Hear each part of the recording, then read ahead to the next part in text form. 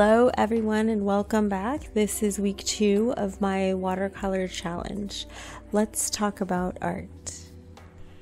So for day 8, I decided to try this new koi watercolor palette from Sakura.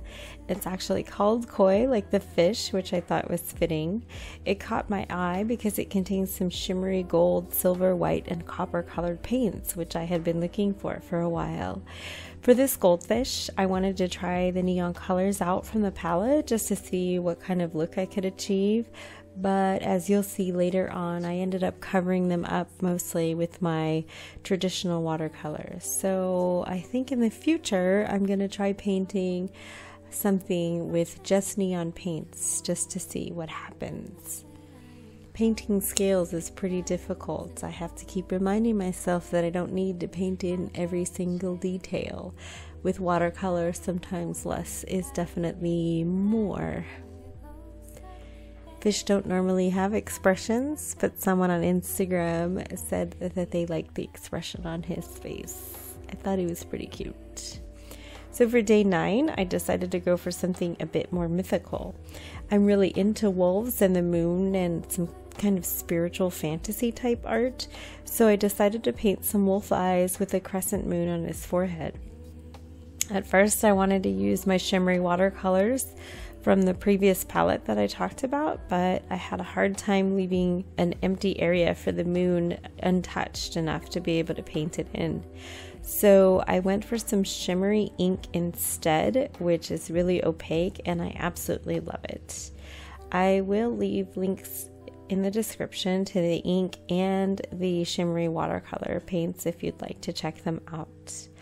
I still need to practice using less layers as they make my paintings look a little too busy sometimes without actually contributing anything to them. Overall, I like this painting. I just need to practice more on less layers.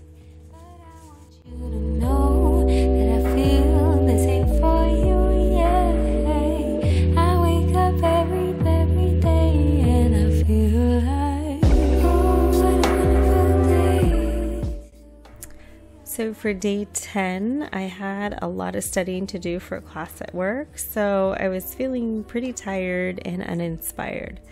I decided to go for a super abstract cloud and mountain painting. This was inspired by a tutorial that I had followed from Emily Olson. I had so much fun painting this one, and it was cool because I only used a handful of colors. So I might try to recreate this one again later on a larger scale.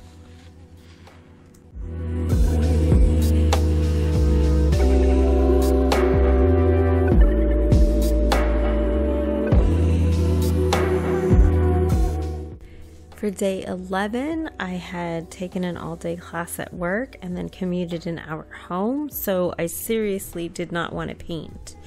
Then I had remembered that I had played around with urban sketching with ink and watercolor a few years back, and I actually surprised myself with how fun my paintings actually were and how cute they turned out.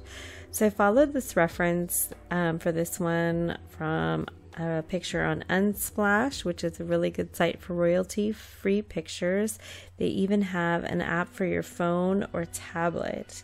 I think I'm going to try some more illustrative paintings like this one in the future because it was so relaxing and calming after such a long day. Something about this challenge that I learned was that even though I often feel like I don't have time to paint, it's really actually not true. Even if it just means spending 20 minutes on a quick painting, I can actually fit it in if I just spend a little less time on my phone or maybe get up just a little bit earlier. Day 12 was this dog eye, a corgi specifically. I found this pic on unsplashed as well. If you've been following my art for a while, you know I love painting eyes, especially dog eyes. What I loved most about the reference for this one was the blues and the pink and the reflection. I really wanted to try and capture that, and also wanted to try and form a really pigmented iris.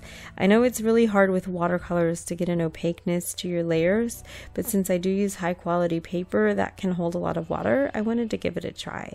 I just love this orange. It's so bright and saturated. It's by Winsor & Newton, and it's called Transparent Orange.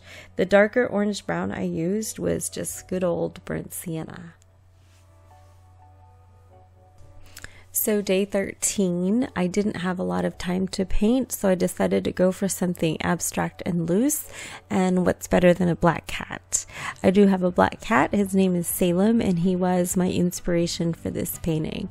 I had so much fun doing it, and I was surprised at how well it turned out. So day 14 was not as successful. I had more time on my hands, so what does that mean? It means that I'm going to be more stiff and try to paint in too many details, and it just, to me, it was a disaster. I know that some people on Instagram really like this painting, but I wasn't one of them. So, you know, here we go. I told myself that no matter what, I would continue to post my daily paintings because they can't all be winners. And as you can see to my left, this was my second attempt, so I wasn't about to put in a third attempt. But I did get to use my shimmery watercolor paint, and that was a lot of fun.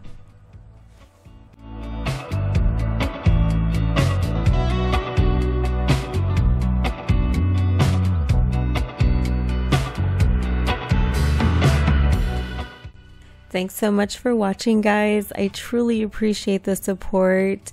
Don't forget, you can check out the rest of the weeks on Instagram. If not, I will see you next week here on YouTube.